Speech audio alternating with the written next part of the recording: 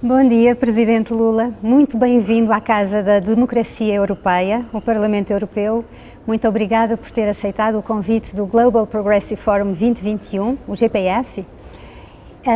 E como diz o nome progressista, eu gostaria de lhe perguntar o que é para si uma agenda progressista, o que é que tem que constar de uma agenda progressista para enriquecer os debates que nós estamos a ter esta semana. Olha, eu acredito que uma agenda progressista hoje, em qualquer parte do mundo, ela tem que ter três temas que são inseparáveis. Primeiro, a desigualdade. Não é possível que os setores progressistas da sociedade não estejam incomodados com a desigualdade que toma conta do mundo. Ou seja, embora o mundo produza alimentos necessários para a humanidade, a verdade é que nós temos 800 milhões de seres humanos que vão dormir toda noite sem ter o que comer. Uma outra coisa importante é a questão climática, ou seja, nós precisamos ter em conta que tratar com seriedade a questão climática hoje, cuidar do planeta, cuidar da nossa água, da nossa floresta, da nossa fauna, é uma obrigação de sobrevivência. Não precisa um país fazer pressão sobre o outro. É obrigação de cada ser humano, desde o dia que nasce até o dia que morre, a cuidar do seu planeta, a cuidar da água que bebe, a cuidar do ar que respira, a cuidar da qualidade da vida das pessoas. Essa é uma segunda coisa importante. E a terceira coisa importante é a geração de empregos para a humanidade.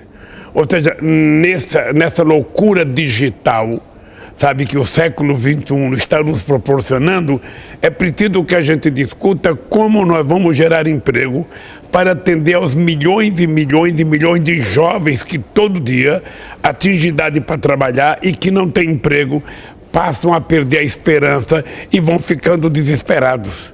Eu acho que são três assuntos que nós temos que resolver: desigualdade, clima e emprego, para fazer a humanidade voltar a viver de forma civilizada, tranquila e pacífica. E qual é o papel que vê o Brasil ter neste debate?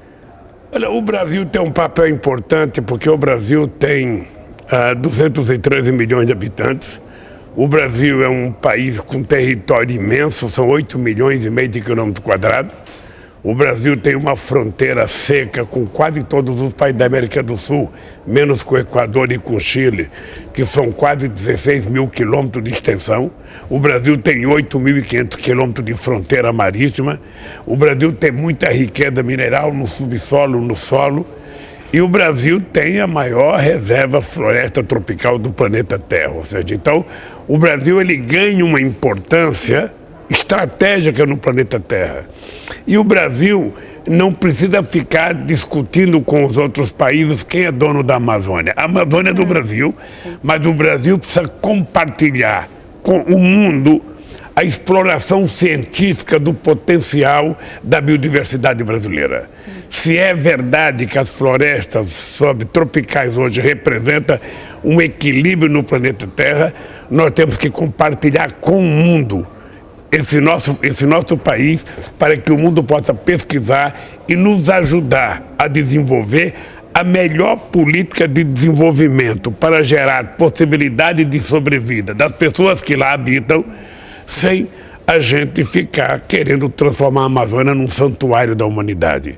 É preciso explorar com inteligência, porque hoje a palavra crescimento econômico e a palavra desenvolvimento econômico está intimamente ligada à palavra ambiente. Então é preciso cuidar do meio ambiente para que a gente possa ter um outro modelo de desenvolvimento, e nesse aspecto o Brasil pode contribuir muito com a humanidade. É interessante o que está a dizer, porque efetivamente na Europa muitas vezes se opõe o debate ambiente e emprego, crescimento económico e respeito do meio ambiente.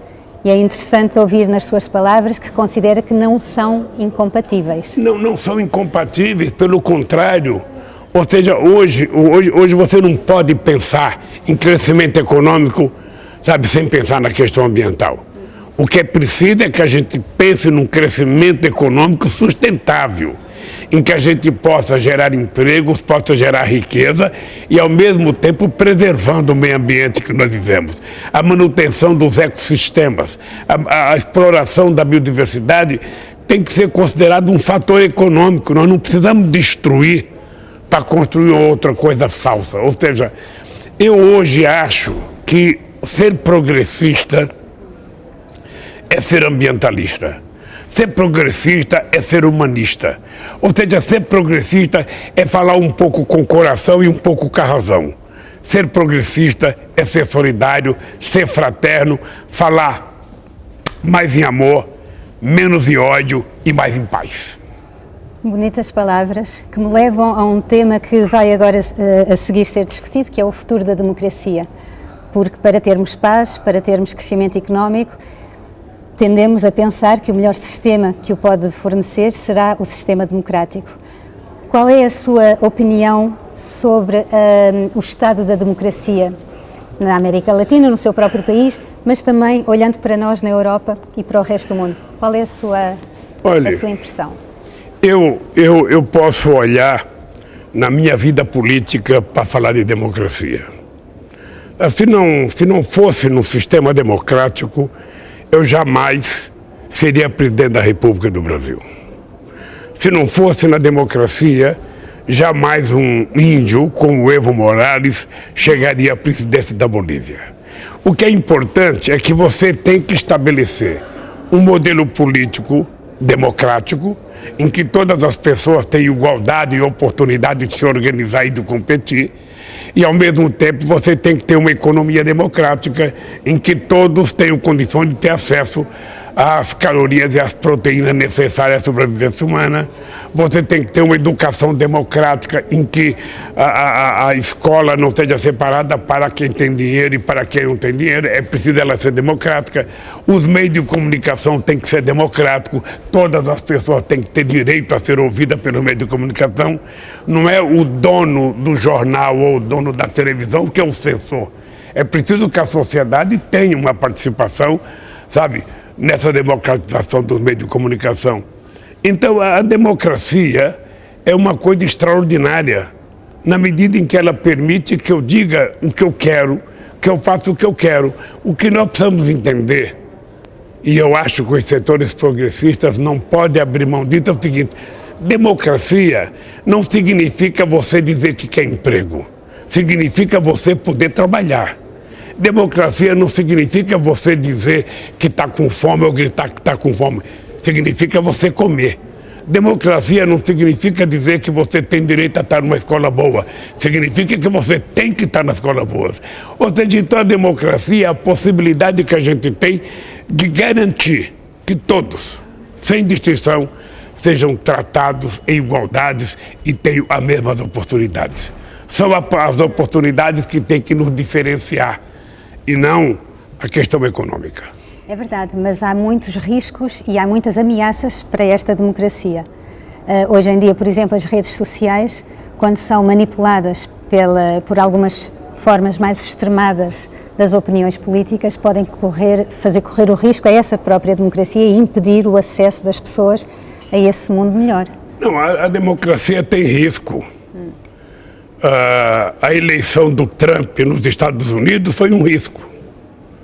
Ou seja, todo mundo sabe que a eleição do Trump se deveu à construção de um processo de mentiras veiculado pelas redes sociais, que a gente não pode chamar de rede social. É melhor a gente chamar de rede digital, porque de social tem menos, sabe? Tem muita coisa que não é social nas redes sociais. No Brasil, nós temos um presidente que conta 5 mentiras por dia através das redes sociais. Então, eu acho, mas isso não nega a democracia. Isso só nos alimenta da necessidade de vivermos mais democraticamente, porque nós vamos ter que regulamentar as redes sociais, nós vamos ter que regulamentar a internet, vamos ter que colocar um parâmetro. Uma coisa é você utilizar o meio de comunicação para você informar, para você educar. Outra coisa é para fazer maldade. Outra coisa é para contar mentiras. Outra coisa é para causar prejuízo à sociedade. Não. Você não vai utilizar um meio de comunicação como a internet, que possibilita que todos tenham acesso a informações como jamais tivemos na vida. Ou seja, a gente não pode permitir que seja utilizado uma revolução como essa, sabe, da digitalização da sociedade, por mal. Ou seja, eu não quero ser algoritmo. Eu quero continuar sendo ser humano. Eu não quero ser teleguiado. Eu quero ter sentimentos. Eu quero decidir o que eu faço, eu quero decidir o que eu compro, eu quero decidir o que eu voto. E isso nós precisamos regulamentar, para que alguns espertos e maldosos não tentem virar dono da humanidade através da manipulação de algoritmos. Então, a autorregulação dos atores económicos, e especialmente no mundo digital, é uma quimera, é um sonho. Eu acho que é um sonho, não, é uma busca que nós temos que fazer. Hoje, por exemplo, você tem o pessoal, sabe, que são os donos dos aplicativos no mundo inteiro, não pagam nem imposto, estão quase todos em paraísos fiscais. Ganha uma fortuna e não paga sequer imposto em nenhum estado. Não paga no Brasil, não paga na Espanha, não paga na Itália, não paga na África do Sul. Ou seja, não é possível. Essa gente tem que ter responsabilidade. E essa gente precisa ter responsabilidade para não permitir que a maldade seja veiculada para causar mal às pessoas. Você pega a internet e você vê pessoas orientando a outra para se matar. Você pega ensinando a fazer muitas maldades, que isso tem que ser proibida. E os donos dos aplicativos é que tem que tomar conta disso. Portanto, eu acho que a esquerda não tem que ter medo de debater sistemas, por mais difíceis que eles pareçam. A solução é o debate. E a solução é a saída democrática. Estamos na mesma linha, aliás, os debates que temos feito até agora assim o indicam. Para terminar esta nossa conversa, gostava de lhe perguntar, porque o mote do GPF 2021 este ano é: se o podemos sonhar, podemos fazê-lo. No seu caso, que é um humanista total, qual é o seu sonho? Não um sonho genérico, mas concretamente para os próximos 10, 15 anos. Que sonho ou que sonhos tem para si, para o seu país, para o mundo? Eu sempre digo que todos nós, seres humanos, temos que sonhar muito e sonhar grande, porque se a gente sonhar pequeno, quando a gente acordar, a gente vai ficar decepcionado. É preciso sonhar grande. Eu sonho com um mundo mais fraterno, eu sonho com um mundo mais solidário, eu sonho com um mundo onde prevaleça o amor e não o ódio, onde prevaleça a paz e não a guerra. Eu sonho com um mundo em que as pessoas possam comer 3 vezes ao dia, que as pessoas possam ter acesso ao emprego, à educação, ter acesso a atividades culturais. Ou seja, eu sonho com um mundo em que todos possam viver com dignidade. Eu sonho com o mundo Lula também. Ora, meu sonho comum, eu acho que eu já realizei muito dos meus sonhos. Eu saí da onde eu saí, num estado muito pobre do Brasil, e chegar à presidência da República do meu país, já foi a realização de uma perspectiva que eu nunca tinha sonhado. Então, eu sonho agora recuperar a democracia do meu país. Eu sonho que o Brasil volte a ser democrático, que o Brasil se transforme num país, sabe, que seja exemplo para o mundo. Exemplo na questão do clima, exemplo na questão do emprego, exemplo na questão do salário, exemplo na questão, sabe, da educação e exemplo, sabe, na qualidade do ser humano que nós queremos criar. Um ser humano fraterno, um ser humano que simboliza o amor e não a guerra, a paz e não o ódio. É isso que eu sonho. Muito obrigada, e eu sonharia que toda a gente fosse como o senhor. Mas há possibilidade, há possibilidade. O ser humano não nasce ruim. Ele é feito ruim. Ele é transformado, ele aprende a ser ruim. Se ele aprende a ser ruim, nós temos a obrigação de ensiná-lo a ser bom. E a gente aprende a ser bom dentro de casa.